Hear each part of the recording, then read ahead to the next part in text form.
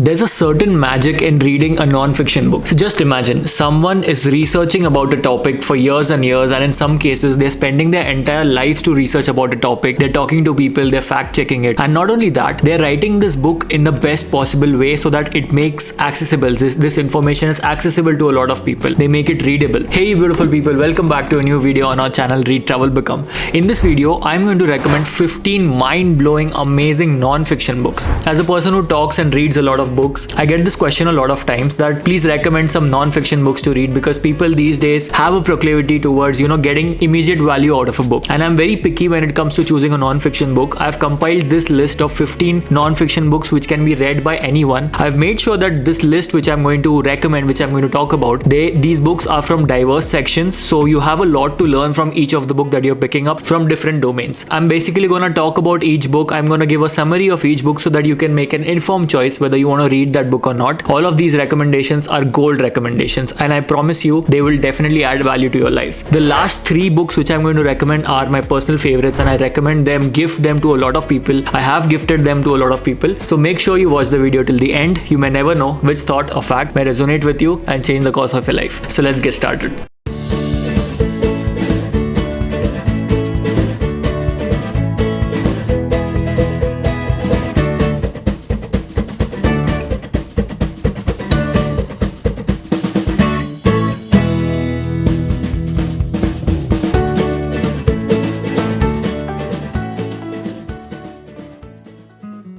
Okay, let's start with the recommendations. The first non-fiction book which I feel everybody should read is When Breath Becomes Air by Paul Kalanidhi. So the writer Paul Kalanidhi, he was a doctor, and I say he was because he's no longer with us. It's actually his memoir, his autobiography. He was a neurosurgeon. He was specializing in neurosurgery, and he was basically battling last stage lung cancer. While he was battling this, he has written this book. He has talked a lot about his life. What's special about this book is it's very, very real, and it talks about how grateful he was to live such a difficult life as well. So it will give you a very unique perspective. The last 10 to 15 pages of this book are absolutely gut-wrenching. They will have a tearjerker effect on your mind, definitely. It's a beautiful book. It gives you a very beautiful perspective about life, and it's one of those very good write-ups which I feel it's coming from a non-writer, but because the topic is so personal, the topic is so relatable, it makes a very, very good read. So you can definitely pick this book up if you want a very personal account of someone and you want to study someone. Next on this list is Factfulness, written by Hans Rosling and his team. This book again gives you a unique perspective about the life around you. So let me tell you what the book is about. Generally, if you ask anyone around you what the state of the world is according to them, everybody thinks that we are in a very bad state of the world, that there's pollution, there's climate change, people are very bad, and in general there are a lot of negative things happening around us. Even when you go on the news and look at all these news channels and newspapers, you would find out that there's a lot of news out there which is very negative, because people like to sensationalize stuff and sensationalize news and put it out like that because it sells. So generally everybody feels that everybody has a negative connotation to whatever is happening around you. This book talks about facts which say that we are actually in a very good position. Humanity as a whole is living at their best, and there are such avenues today which were not possible before when it comes to vaccinations, when it comes to health, when it comes to industries, everything. So this book will give you a very unique perspective when it comes to learning about the world around you. It will in general make you a very optimistic person about life, because everything has been talked not to sensationalize but to educate. He has given out facts and figures which are actually going on in the world. So different perspective, highly recommended. Next on the list is The Lean Startup by Eric Rice. If you are remotely interested in starting a business of your own or a startup of your own, this book can be like a north star for your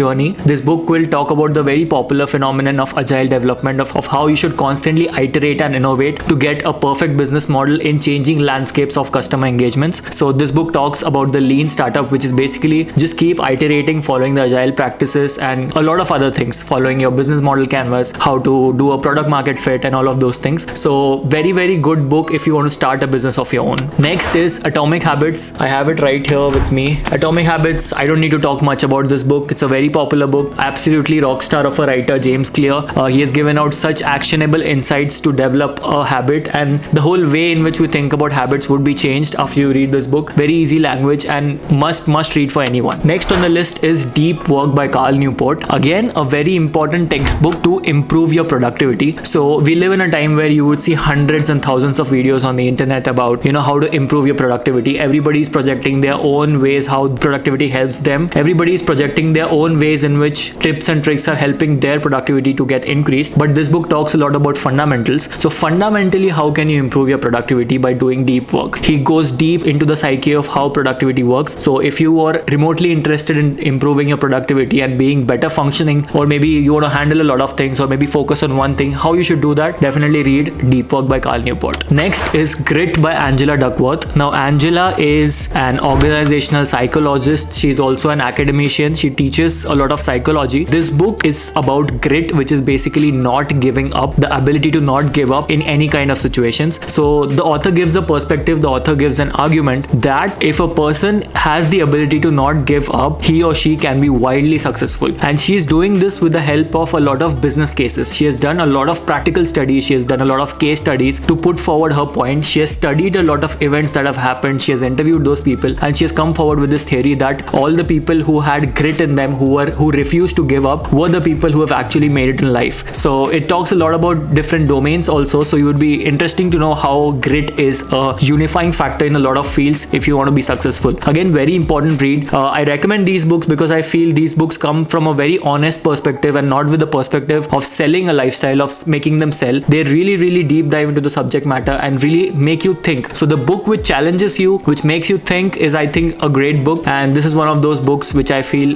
challenges your preconceived notion of what success is. Next on the list is again a very similar book but for a different domain. It's Adam Grant's Originals. So he talks about how non-conformists work in the world. Now, who are non-conformists? Basically people who don't just go with the flow, who don't just follow the herd mentality. They look at things differently, they feel differently, they think differently, but there's a certain character which unifies all of these people. Adam Grant talks a lot about this. Adam Grant talks a lot about these attributes in this particular book. He talks everything in a very business perspective, I would say, because he's an organizational psychologist. He's talking a lot of these things in terms of business prospects. So if you are in this space and you want to think differently and innovate, especially do a blue ocean strategy where you are in a strategy space where you are doing things very differently than others, then this book is definitely for you. Originals is very similar to Outliers, but fundamentally they are very different. If you have read both of these books, please let me know in the comment section what do you think are the differences. I would love to know from you guys. But yeah, I really like Adam Grant, and I'm recommending Originals than Think Again, because Think Again is one step next after reading Originals. So somebody had asked me if you should read Originals first or Think Again first. I think Originals is the first book that you should read, you should pick up by Adam Grant. Next is again one of my most widely recommended books. I have been recommending and gifting this book to a lot of people because it talks a lot about humans. The book is Sapiens by Yuval Noah Harari. It's a dense book talking about how human beings evolved. It talks literally about anything, how agriculture, technology, money, religion,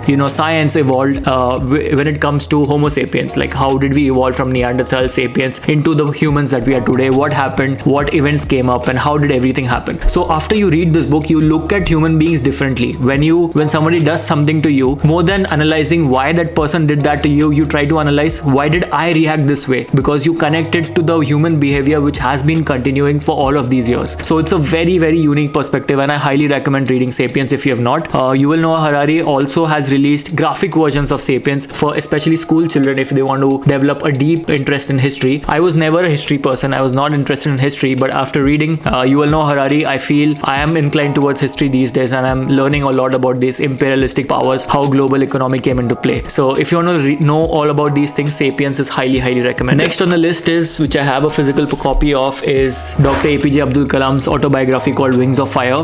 This book has been a very important book for me. The part where he leaves his country and goes into the US and thinks about his country really resonates with me, because even I am in the new country right now, and just barring across the details of the rocketry and all the rocket scientific innovations that were happening, a vicinity of this person, this book is very personal. It's a personal account, and it's so simple, so humble, that I love this quality of Dr. APJ Abdul Kalam. He's one of the most well-respected personalities all around the world, and I feel I resonate a lot with his values. I really believe in being humble and keeping your ideals high at the same time.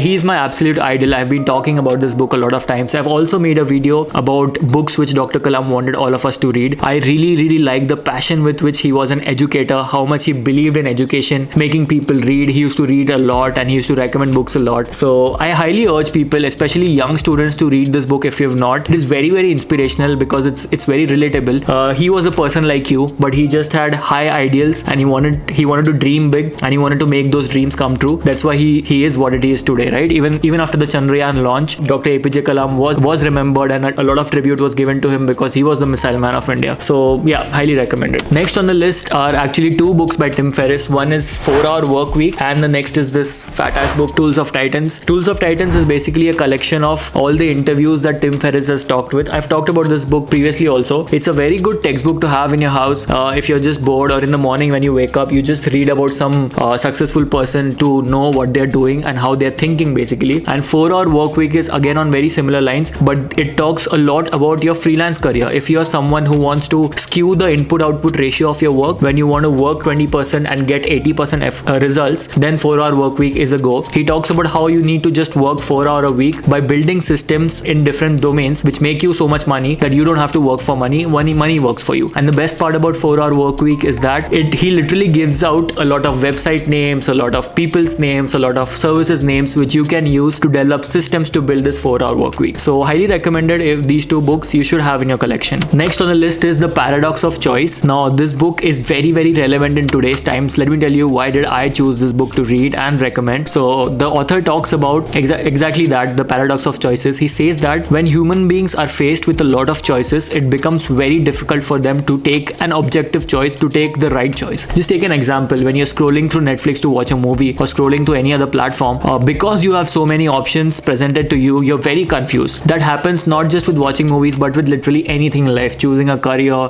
choosing anything to do, you have this paradox of choice. He talks about how you can simplify taking a choice by reducing the number of choices that you have, which becomes very effective in choosing the right choices. How do you do that? He has talked a lot about that in the book, and he has also talked a lot about other things which come with this paradox of choice. Very interesting read and very relevant in today's times. So you can definitely read Paradox of Choice. Next on the list is The Almanac of Nal Rakant. Again, I don't need to talk a lot about this book because very popular book and very actionable book. Talks a lot about health, wealth, how to maintain all of these things. Nal Rakant is a rock star. He is like this modern philosophical guru who talks a lot about contemporary things. His podcast with Joe Rogan is one of the best podcasts I've ever heard, and I really follow Naval's ideals, his tweets. They're very refreshing and they're very relevant. That's why I love rereading this book, Almanac of Nal Rakant. So you can pick it up. Next is Sidharta by Hermann Hesse. Again, this was one of Naval's top recommendations. I need to reread this book to again follow the depth of the spirituality which Hermann Hesse wanted to talk through his teachings of Buddha. It's a story of Buddha. It's not a very different story. We all know that, but it's written in the form of spirituality. It's written in the form of some high ideals which you need some time to understand, and it really makes you think. Basically, at the bottom line of this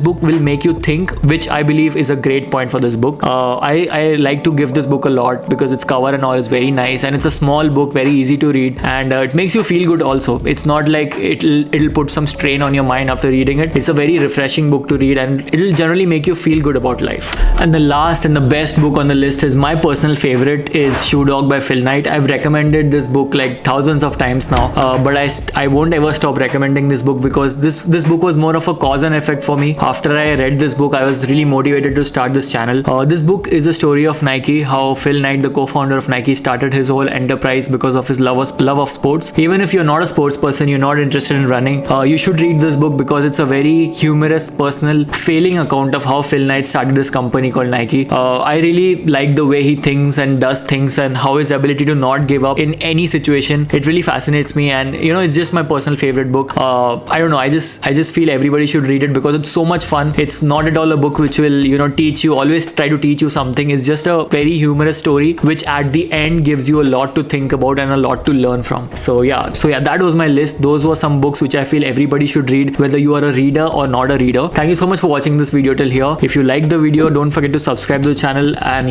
let me know in the comments down below what you thought of me, thought of this video. I always read all the comments and I try to reply to all of them. Thank you so much for all the love and support. I'm planning amazing content in the future, so stay tuned. That's all for this video. See you in the next one. Bye bye.